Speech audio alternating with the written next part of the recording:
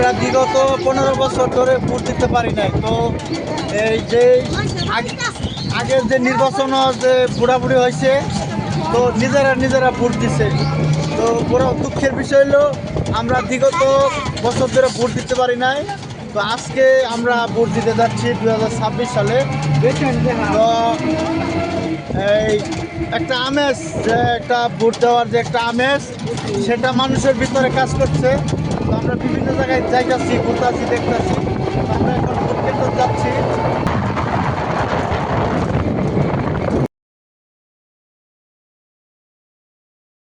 তো এটা হলো আমার বুড়া আইডি কার্ডের সিরিয়াল নাম্বার।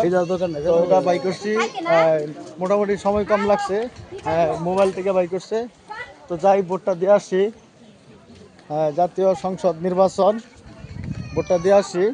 বিগত কিছুদিন আমরা ভোট দিতে পারি নাই। তো এই ভোটের যে একটা আমেজ মানুষের ভিতরে, সেটা উপলব্ধি পাচ্ছি। আর বেশ কিছু মানুষে ভোট দিচ্ছে, মনের একটা আবেগ সেটা প্রকাশ করছে।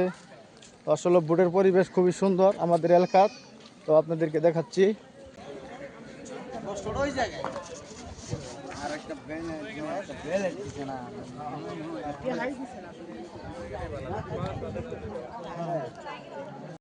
তো ভোট দিয়ে আসছি, ভোটের পরিবেশ খুবই সুন্দর। তো এই যে ভোট দিচ্ছি, বিগত বছর কোনো জাতীয় নির্বাচনে ভোট দিতে পারি নাই। তো মনের আবেগে ভোটটা দিয়ে আসলাম। তো এই যে ভোট দিচ্ছি, তো ভালো লাগতেছে। তো এখানে আমাদের এই যে ভোটের পরিবেশ খুব ভালো আছে, কোনো হট্টগোল আমাদের এলাকাত নাই। এটা হচ্ছে মশাখালী ইউনিয়ন, কান্দি, গফরগাঁও উপজেলা।